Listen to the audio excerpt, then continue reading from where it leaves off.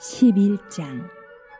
하솔왕 야빈이 이 소식을 듣고 마돈왕 요밥과 시므론 왕과 악사 왕과 및 북쪽 산지와 긴네롯 남쪽 아라바와 평지와 서쪽 돌의 높은 곳에 있는 왕들과 동쪽과 서쪽의 가나안 족속과 아모리 족속과 헷 족속과 브리스 족속과 산지의 여부스 족속과 미스바 땅 헤르몬 산 아래 히위 족속에게 사람을 보내매 그들이 그 모든 군대를 거느리고 나왔으니 백성이 많아 해변에 수많은 모래 같고 말과 병거도 심히 많았으며 이 왕들이 모두 모여 나와서 이스라엘과 싸우려고 메론 물가에 함께 진쳤더라. 여호와께서 여호수아에게 이르시되 그들로 말미암아 두려워하지 말라. 내일 이맘때에 내가 그들을 이스라엘 앞에 넘겨주어 몰살시키리니 너는 그들의 말 뒷발의 힘줄을 끊고 그들의 병거를 불사르라 하시니라.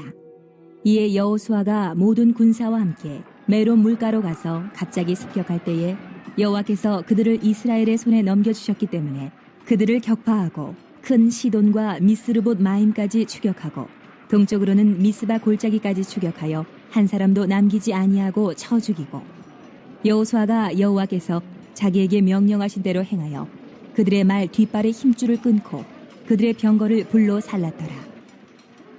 하솔은 본래 그 모든 나라의 머리였더니 그때 여호수아가 돌아와서 하솔을 취하고 그 왕을 칼날로 쳐 죽이고 그 가운데 모든 사람을 칼날로 쳐서 진멸하여 호흡이 있는 자는 하나도 남기지 아니하였고 또 하솔을 불로 살랐고 여호수아가 그 왕들의 모든 성읍과 그 모든 왕을 붙잡아 칼날로 쳐서 진멸하여 바쳤으니 여호와의 종 모세가 명령한 것과 같이 하였으되 여호수아가 하솔만 불살랐고 산 위에 세운 성읍들은 이스라엘이 불사르지 아니하였으며 이 성읍들의 모든 재물과 가축은 이스라엘 자손들이 탈취하고 모든 사람은 칼날로 쳐서 멸하여 호흡이 있는 자는 하나도 남기지 아니하였으니 여호와께서 그의 종 모세에게 명령하신 것을 모세는 여호수아에게 명령하였고 여호수아는 그대로 행하여 여호와께서 모세에게 명하신 모든 것을 하나도 행하지 아니한 것이 없었더라.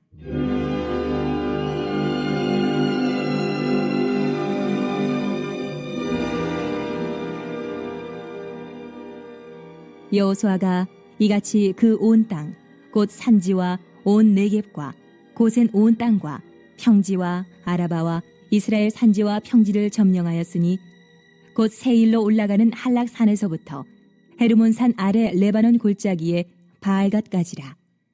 그들의 왕들을 모두 잡아 쳐 죽였으며 여호수아가 그 모든 왕들과 싸운 지가 오랫동안이라. 기브온 주민 히위 족속 외에는 이스라엘 자손과 화친한 성읍이 하나도 없고 이스라엘 자손이 싸워서 다 점령하였으니 그들의 마음이 완악하여 이스라엘을 대적하여 싸우러 온 것은 여호와께서 그리하게 하신 것이라.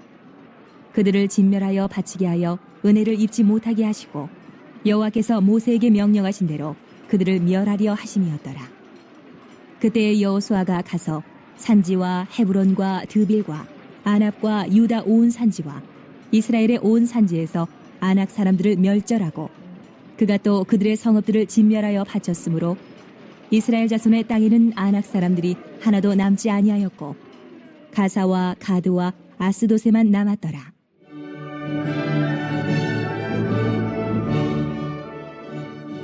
이와 같이 여호수아가 여호와께서 모세에게 말씀하신 대로 그 온 땅을 점령하여 이스라엘 지파의 구분에 따라 기업으로 주매 그 땅에 전쟁이 그쳤더라.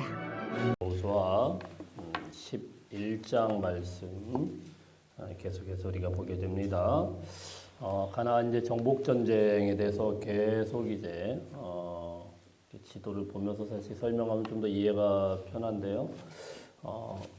계속 이제 가나안 지역을 정복하는 그런 내용이 나오고 있습니다. 우선 이제 쭉 정리를 해보면 처음에 이제 요단강을 건너서 길갈이라는 곳에 이스라엘 백성들이 진치게 되고요. 그 옆에 있었던 여리고성을 정복하고 또 산지 쪽으로 올라가서 아이성을 정복하고 자 그런 과정에서 이제 9장에서 하나의 이제 변수가 생기게 되죠. 바로 가나안의 7 부족 중에 하나인 기브온 사람들, 히위 족속들. 자, 이 사람들이 변장을 하고 와가지고 변장을 하고 와서 속입니다. 속이고 그들에게는 화친을 청하죠. 그래서 가나안의 7부족 중에서는 유일하게 이 기브온 족속이 이제 이스라엘 안으로 들어와서 이스라엘 공동체 안으로 들어오게 됩니다. 그래서 여러분 이 가나안 전쟁의 큰 원칙이 하나가 바로 다 없애라는 건데, 없애라는 그런 말씀 가운데서도 사실은 이렇게 화친하고 항복하고 들어오기만 하면 살 수 있다라는 하나님의 메시지가 있다라는 말씀을 드렸습니다. 그래서 오늘 19절에도 보면 기브온 주민 히위 족속 외에는 이스라엘 자손과 화친한 성읍이 하나도 없고 이스라엘 자손이 싸워서 다 점령하였다 이렇게 말씀을 합니다. 20절에도 보면은 그들의 마음이 완악하여 이스라엘을 대적하여 싸우러 온 것은 여호와께서 그리하게 하신 것이라. 그들을 진멸하여 바치게 하여 은혜를 입지 못하게 하시고 여호와께서 모세에게 명령하신 대로 그들을 멸하려 하심이더라. 그러니까 마음이 완악해서 싸움을 걸어서 이들이 진멸당한 것이고, 사실은 기브온 족속처럼 화친을 청한다거나 항복을 한다거나 자 이러면은 살 가능성이 있었다라는 것이죠. 그러니까 하나님께서 구약의 이런 메시지를, 살벌한 전쟁의 메시지를 주실 때에도 양면성이 항상 있다라는 걸 우리가 알아야 됩니다. 구약에도 여전히 하나님의 은혜의 그 메시지가 도도하게 흐르고 있다 이렇게 볼 수가 있는데요. 이런 것을 잘못 이해하면 구약과 신약이 전혀 다른 메시지다 이렇게 주장을 하고 있습니다. 자 이제 어쨌든요 오늘 이제 가나안의 나머지 전쟁입니다. 어제는 가나안 이제 연합군들, 남부 연합군들이 연합을 해서 이스라엘 백성들과 싸우려고 했죠. 그런데 하나님께서 그들을 완전히 다 없애버리죠. 여호수아가 싸우다가 태양한테 이제 명령을 해서 태양아 서 있어라. 막 그러니까 또 태양도 달도 서 있고 자 그런 치열한 전쟁을 통해서 가나안 이제 중부 이제 여리고 아이성을 비롯한 그런 중부 지역부터 이 남쪽 지역은 싹 점령을 했습니다. 자 그리고 이제 오늘은 이제 북부 지방 나머지 북부 지역에 있는 연합군들이 총력전을 이제 벌이게 됩니다. 1절부터 3절까지 한번 쭉 읽어볼까요? 1절부터 3절까지 시작. 하솔왕 야빈이 이 소식을 듣고 마돈 왕 요밥과 시므론 왕 악삽 왕과 및 북쪽 산지와 긴네론 남쪽 아라바와 평지와 서쪽 도레의 높은 곳에 있는 왕들과 동쪽과 서쪽의 가나안 족속과 아모리 족속과 헷 족속과 브리스 족속과 산지 여부스 족속과 미스와 땅 헤르몬산 아래 히위 족속에게 사람을 보내매 하솔 왕 야빈이라고 이렇게 나옵니다. 이 사람 이름이 이제 앞으로 좀 자주 등장을 할 거예요. 오늘 이제 그 11장 말씀뿐만이 아니고 사사기에서도 등장을 합니다. 제가 옛날에 성경을 잘 모를 때는 얘가 분명히 앞에서 죽었는데 왜 또 튀어나오나 막 이런 생각을 했거든요. 분명히 죽었는데 하솔왕 야빈이 여호수아에서 죽었는데 왜 사사기에서 또 하솔왕 야빈이 또 튀어나와가지고 이렇게 힘들게 하나 똑같은 녀석 아닌가 그렇게 생각이 됐는데 이게 무슨 말이냐면은 고대 사회의 호칭 문제입니다. 호칭. 그러니까 바로다 그러면은요. 요셉이 있을 때 바로가 있고 그 후에 이스라엘 백성들 막 괴롭히는 바로가 또 있단 말이에요. 요셉이 있을 때 바로는 죽었어요. 늙어 죽었죠. 근데 430년 지나서 바로 왕이 또 나옵니다. 무슨 말이냐면은 파라오라고 해서 여러분 잘 아시죠? 파라오 1세, 2세 이렇게 나가는 거예요. 이 하솔 왕 야빈이라는 말도 똑같은 말입니다. 이 가나안의 이제 맹주 중에 하나인데 하솔이라는 나라의 왕 이름이 야빈이에요. 이 사람이 계속 이제 비롯되고 있는 건데 이 하솔 왕 야빈이 10절에 보니까 우두머리입니다. 그렇죠? 10절에 보면 하솔은 본래 그 모든 나라의 머리였다. 대장이 하솔이에요. 근데 이제 이 연구에 의하면은 이 당시에 이미 4만 명 이상의 엄청난 인구를 갖고 있는 나라가 바로 하솔이었다라는 것이죠. 가나안의 이제 이 북부 지역에 자리를 하면서 애굽과 위에 이제 아라비아, 그 애굽과 이제 메소포타미아 그 사이의 중간에서 이제 교역로, 무역로를 담당을 하고, 그리고 이제 또 굉장히 선진 문물을 갖고 있었어요. 철기 문명의 핵심을 갖고 있었습니다. 그래서 이미 이제 말과 병거들을 많이 갖고 있었는데, 그래서 오늘 4절에 보면은요, 다 모였는데 얼마나 많냐면은 백성이 많아서 해변의 수많은 모래 같고 말과 병거도 심히 많았다. 말과 병거도 심히 많아. 철병거를 갖고 있었습니다. 그러니까 이제 평지에서 이 사람들과 싸워가지고 이길 가능성이 거의 없어요. 탱크 몰고 막 오고 있는데 거기서 이렇게 총 들고 싸우는 거나 똑같아요. 아무 소용이 없죠. 말과 병거로 막 몰아붙여버리면은 꼼짝을 못하는. 자, 그래서 이 가나안의 맹주인데요. 이 사람이 이제 총력전을 벌이기 위해서 다 모읍니다. 2절 보면 북쪽 산지와 긴네롯이라고 하죠. 긴네롯이 바로 갈릴리 바다입니다. 이 갈릴리 바다 주변에 있는 이 왕들을 다 모으고 3절에 보면은 동쪽과 서쪽의 가나안 족속과 아모리 족속과 이렇게 쭉 이제 가나안의 7족속들의 이름이 쭉 나오는데요.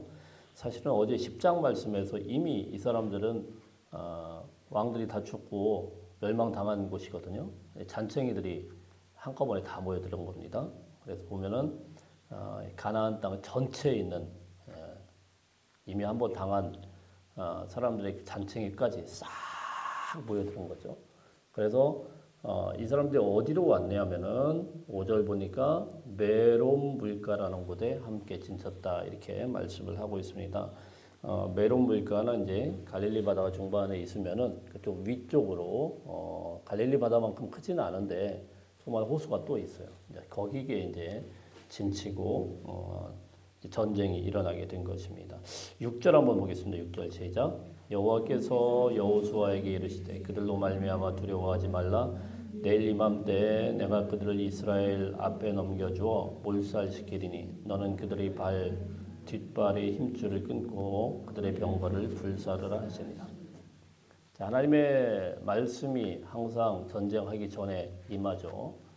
하나님의 말씀은 무엇입니까? 두려워하지 말라. 내일 넘겨주겠다. 이런 말씀을 하십니다.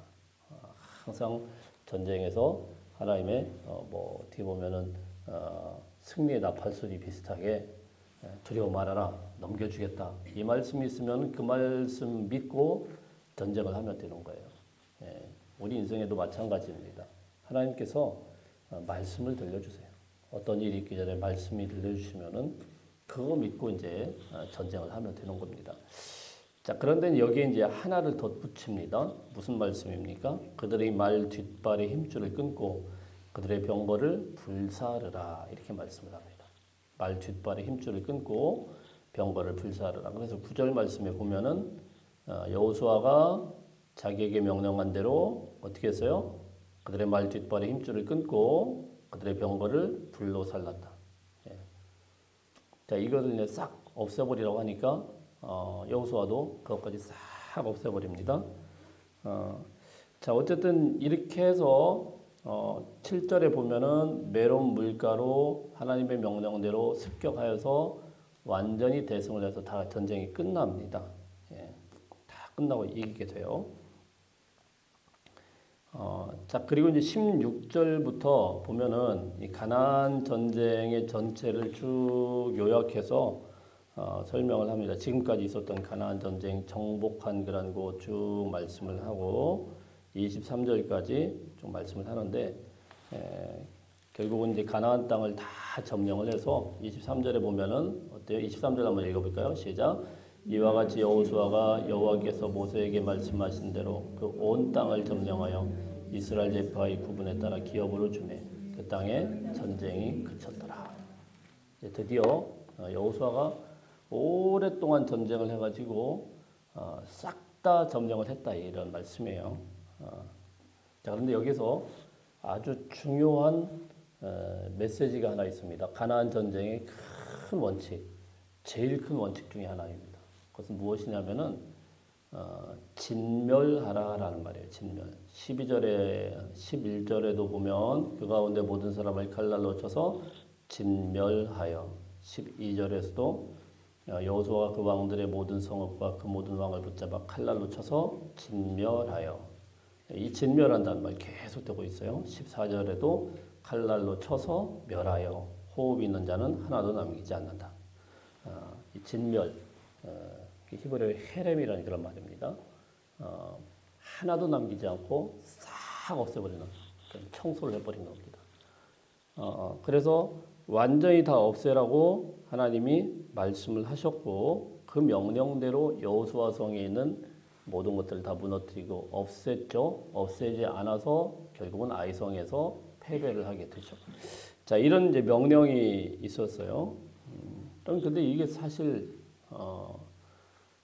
쉬운 것 같지만 쉽진 않아요. 이 명령대로 다 행한다라는 것이 쉬운 것 같지만 쉽지가 않아요. 이 전리품, 포로 뭐 이런 사람들을 좀 잡아놔야 그래야 점점 이제 나라도 커지고 몸집도 부러지고 그래서 이 가나안 땅을 이제 뭐 싹 다 죽이지 않고 좀 포로로 잡고 있으면은 좀 일거리도 좀 야 니들이 이제 종으로 삼으니까 다 일도 또 하게 하고 얼마나 좋아요, 그렇죠? 예, 고대 이 전쟁 사회에서는 경제 생활은 나라가 이제 경제적으로 부강해지는 거는요 기업 활동에서 부강해지는 게 아닙니다. 전쟁을 통해서 부자한 나라가 돼요. 전쟁을 통해서 포로들을 잡아가지고 포로들을 노예 삼아서 그 사람들의 노동력을 쓰는 거예요. 예. 그리고 그 짐승들 다 갖다가 그 짐승 가지고 또 같이 고기도 먹고 또 일도 시키고 자 이렇게 해서 나라가 이제 몸집도 커지고 점점 이제 부강한 나라, 대단한 나라가 되는 거거든요. 근데 이 아까운 것들을 싹 다 멸하라고 이렇게 말씀을 합니다. 특히 보시면 여기 오늘 보면 9절에 보면 아까 말씀드렸죠. 말의 힘줄을 끊고 병거를 불로 살아라. 이거 아깝지 않을까요? 오늘로 치면은 탱크 같은 건데 지금까지 광야에서 그냥 흙먼지만 뒤집어 쓰던 사람들에게 이런 것이 하나 주어진다고 하면은 이게 얼마나 대단한 무기예요. 근데 그거 싹 다 없애라고 하면 왜 이렇게까지 뭐 사람도 사람이지만 이런 것까지 꼭 다 없애야 될까? 이것만 있다고 하면은 안 그래도 이제 전쟁 사회에서 이스라엘 백성들이 얼마나 힘이 세지겠습니까? 근데 하나님 뭐라고 말씀하냐면요. 아까워하지 말고 말 힘줄도 끊고 병거도 다 불태워서 없애버리고 거기에 있는 사람들은 하나도 남기지 말고 싹 다 죽여라. 그래서 여호수아는 그 명령대로 했다 이렇게 말씀을 하고 있습니다. 근데 이렇게 다 하는 게 힘에 부치기도 하고 또 하다가 또 못하는 경우도 생겨요. 그래서 그런 여지가 하나가 남는데 21절, 22절 한번 읽어보겠습니다. 시작. 그때 여호수아가 가서 산지와 헤브론과 드빌과 아납과 유다 온 산지와 이스라엘이 온 산지에서 아낙 사람들을 멸절하고 그가 또 그들의 성읍을 진멸하여 바쳤으므로 이스라엘 자손의 땅에는 아낙 사람들이 하나도 남지 아니하였고 가사와 가드와 아스돗에만 남았더라. 싹 다 없앴습니다.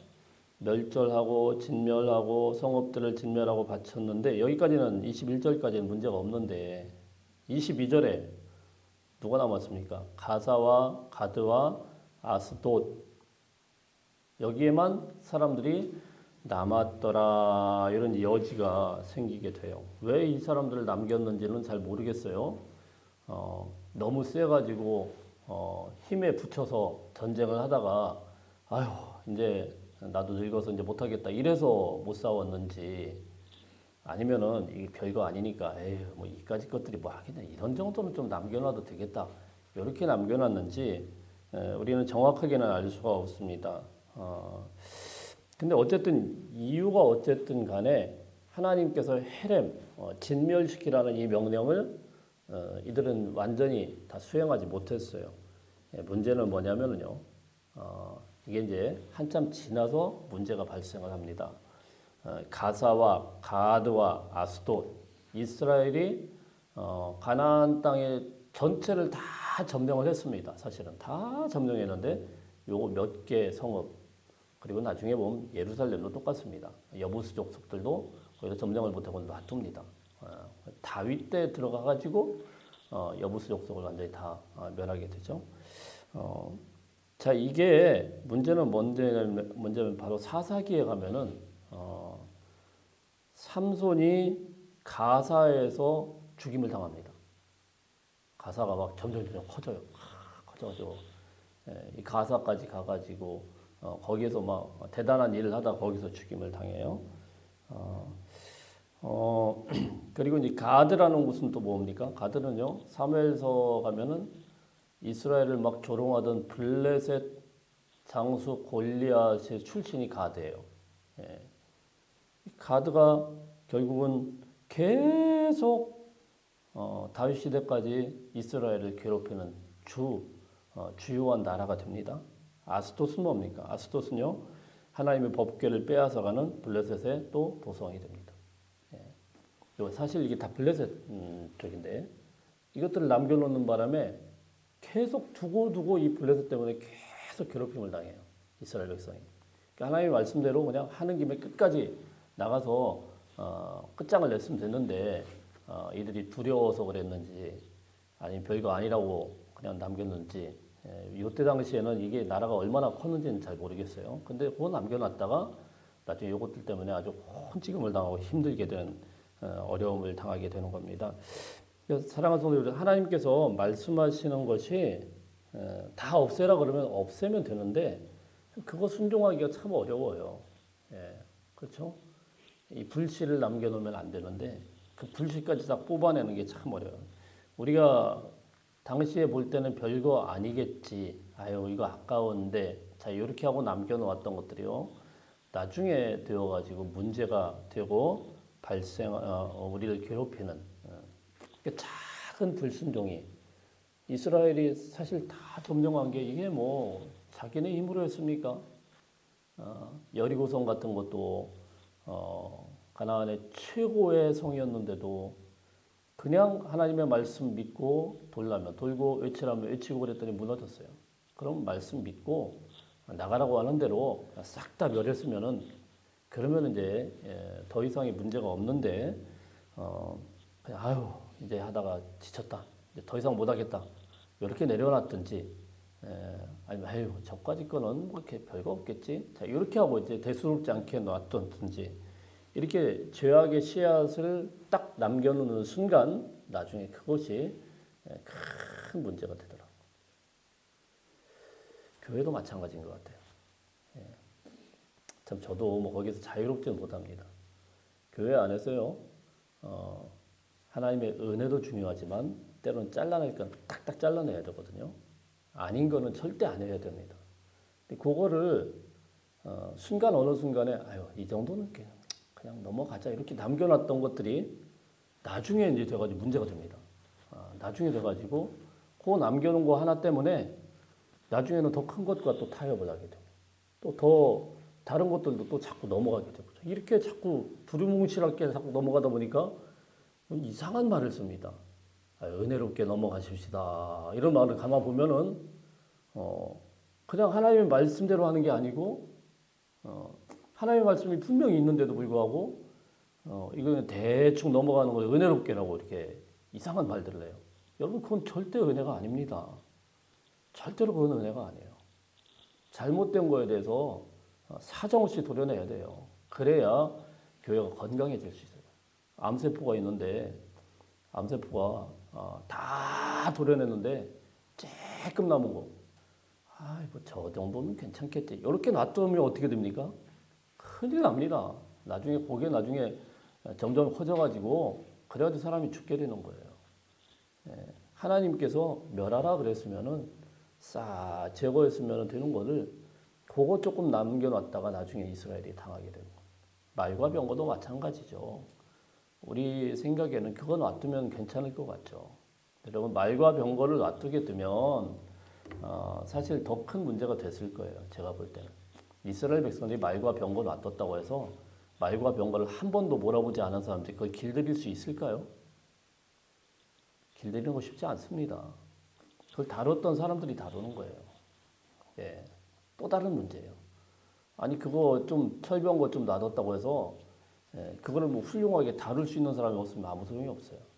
그러면 결국은 가나안 사람들이 또 그걸 몰래 탈취해서 그걸로 이제 군사가 되는 겁니다.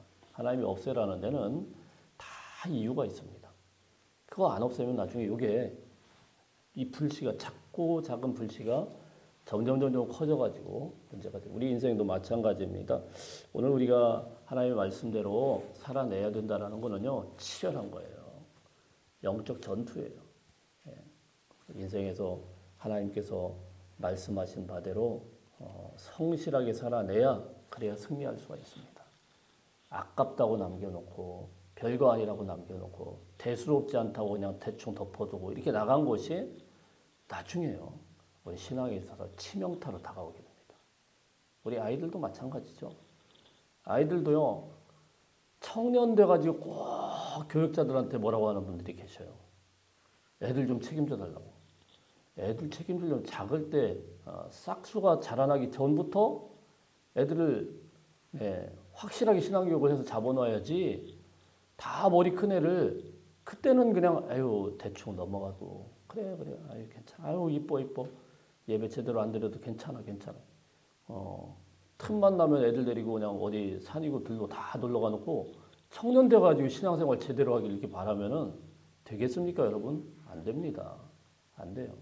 아주 어릴 때부터 철저하게 근본부터 애들 갖다가 해놔도 애들이 유혹에 넘어가고 죄악에 넘어가고 이러고 있는데 어릴 때 그래서 어릴 때 잡아야지 나중에 다 자라가지고 그걸 놔두면 안 됩니다. 마찬가지예요. 우리 모든 것들이 하나님이 철저하게 하라고 하는 데는 이유가 있습니다. 철두철미하게 모든 부분들을 하나님의 말씀대로 완벽하게 행했을 때 가나안에 온전한 승리가 있게 되는데 요거 남겨놔가지고요. 이스라엘이 얼마나 힘들어지는지 몰라요. 두고 힘들어집니다. 나중에 선지서에도 보면은 이 가나안의 요 불씨에서부터 시작되는 거예요. 없애라는 데 다 이유가 있어요. 죄악의 불똥을 놔두면은 점점 번져가지고 거기에서부터 우상숭배 일어나고 가나안에 잘못된 신앙이 들어오게 되고 결국 이것이 잠식이 되어서 이스라엘을 완전히 흔들게 되는데 그 불순종해가지고 살살 타협해가지고 이렇게 망하게 됩니다. 오늘 이 말씀 기억하시면서 우리 인생 가운데 오늘도 철저하게 하나님의 종으로 살아낼 수 있는 하루가 되시기를 축복합니다.